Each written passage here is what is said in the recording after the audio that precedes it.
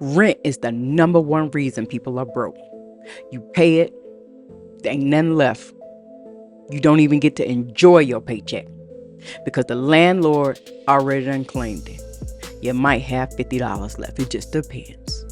You better not lose no breaks or nothing start squeaking because you don't know what you go do.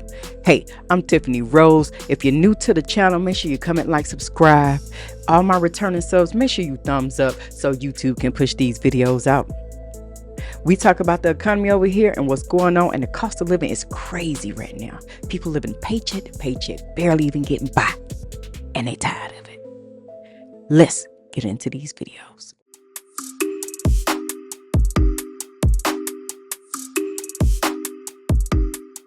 How much money do y'all have after you get paid and pay all of your bills? As soon as I start paying bills, bills want to get to the highest point that they have ever been in history.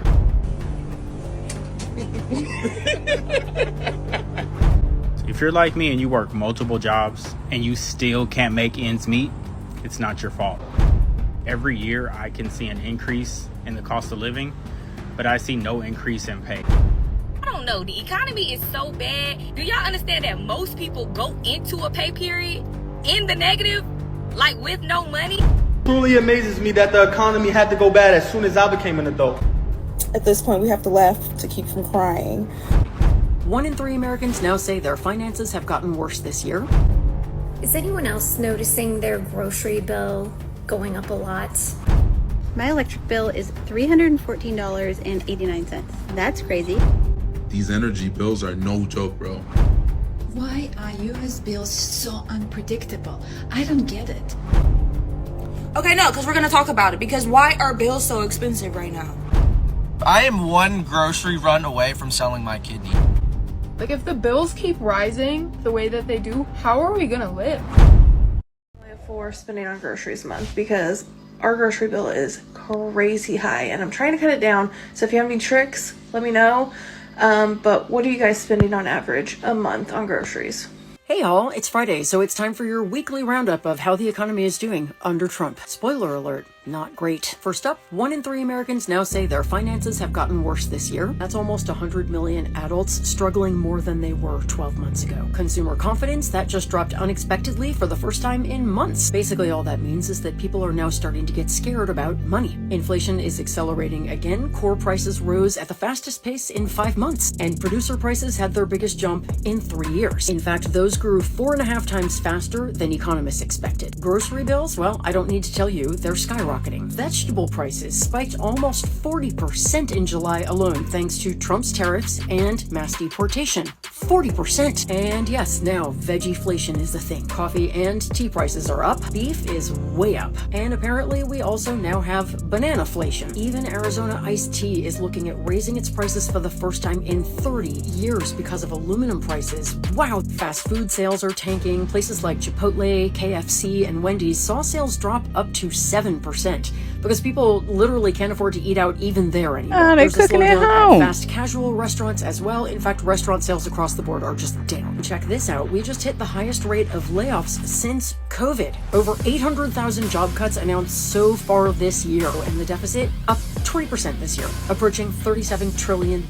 Remember when Republicans cared about that? Meanwhile, Trump's approval rating on inflation, well, as of today, he's 27 points underwater, as unpopular as Biden was in 2022. And that's it for today. See you next Friday for another round of economic winning, assuming. Hey, I saw a single dad on TikTok I was telling y'all about. His rent was 17, that check was 18. He said, I work full time and I can't afford to live. I want to take my kids out skating, but it's just too much. They're going to have to wait till the next payday. That's not laziness. That's a broken system. Imagine giving your whole check away and still coming up short. It can't even do nothing for the kids. They got to wait, but you got to thank God you got somewhere to stay, period, and a roof over your head, because times is hard and this is not looking good. Of course, Trump doesn't shut down social media to stop these numbers getting out. I am so scared for us American people. Like, if the bills keep rising the way that they do, how are we gonna live?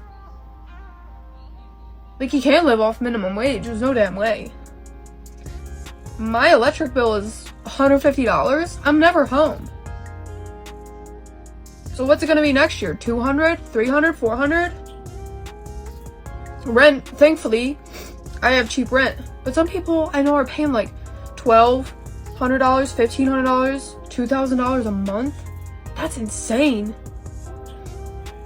Like, I'm scared for like my generation of people and my children. Like, my son, how much is rent gonna be when he's old enough? $4,000? Something's gotta give, because there's no way that we can continue to live this way.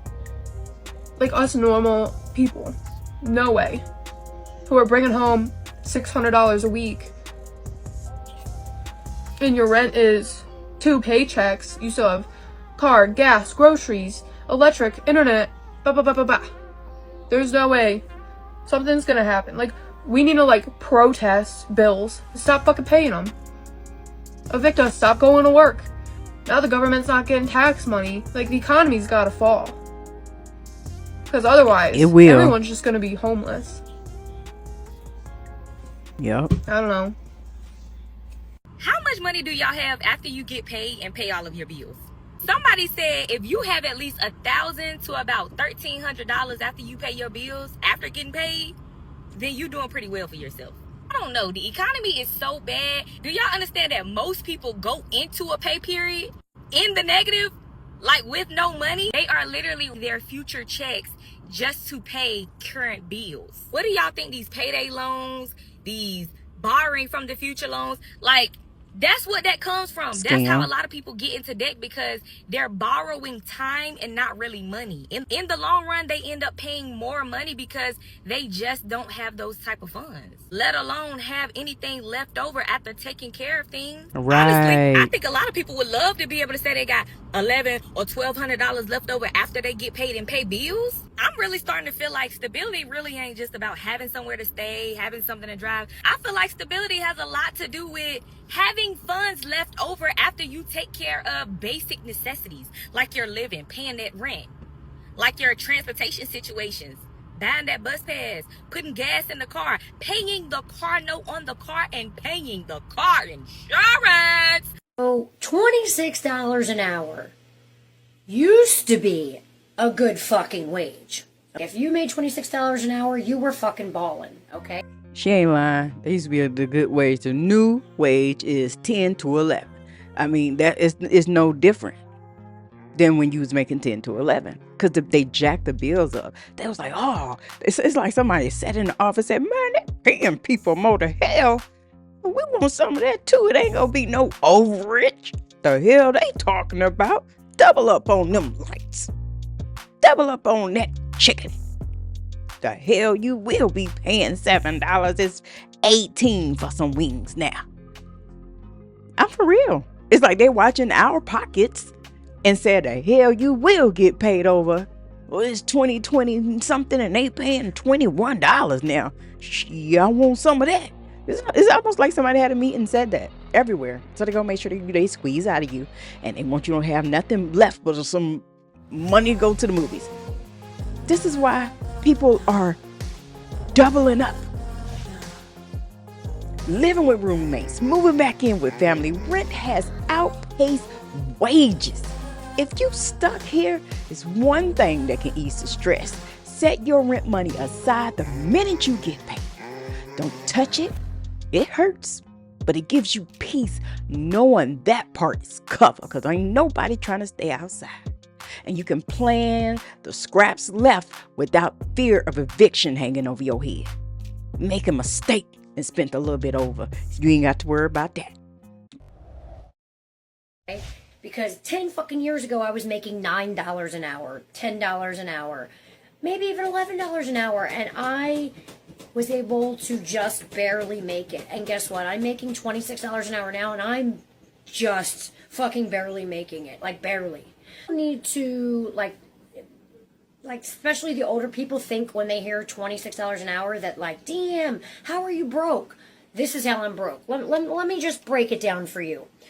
I said $26 an hour times 40 hours, okay? Or let's do monthly just because it's easier. 41. Okay, 41.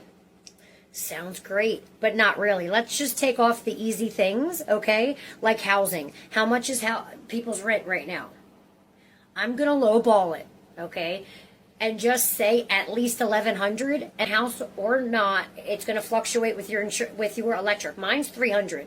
That's before taxes, by the way, and before insurance. It's not what I have at all. I bring home $700 a week. 700 times 4, okay, is 2,800 minus, what did I say, 1,100. Yep. And then my electric, which is, oh, I said 300. Let me give you $100 back. That leaves you with 1,500. Right. That's before your car payment, gas, and insurance. So let's just say, what do you want to say? Car payment's usually about $4, $5, $6 for insurance, and then $100 for gas. And I am low in it. I'm saying lower. Mine's on more than that. So I'm saying low ball. 800. Let's say 800 for everything. That leaves you with $700 to pay your water and food shopping for the month, by the way. And then whatever other bills you have, internet, cell phone. If you, God forbid, have any debt, okay, $175 a week to pay the rest of your bills. God forbid you got to buy school clothes or something. $26 an hour is not it's the more $9, $10 an hour, because that's how I was living before. Hey, I see it. You ain't got to tell me. I see it plain and simple, and I'm pretty sure all my viewers do. You know what I mean? Because rent leaves you broke, but it ain't broken you. You're still standing, still providing, still finding ways to keep going. That's real strength. And if you're new here, this channel is a safe space to hear the truth about rent, groceries, and the fight to survive. Subscribe and join in, because your voice matters. Share your story in the comments. Let me know what you think. People need to know they're not alone. They're not the only one getting squeezed, because we see it in these videos and people telling the truth. I'm Tiffany Rose. I'm out.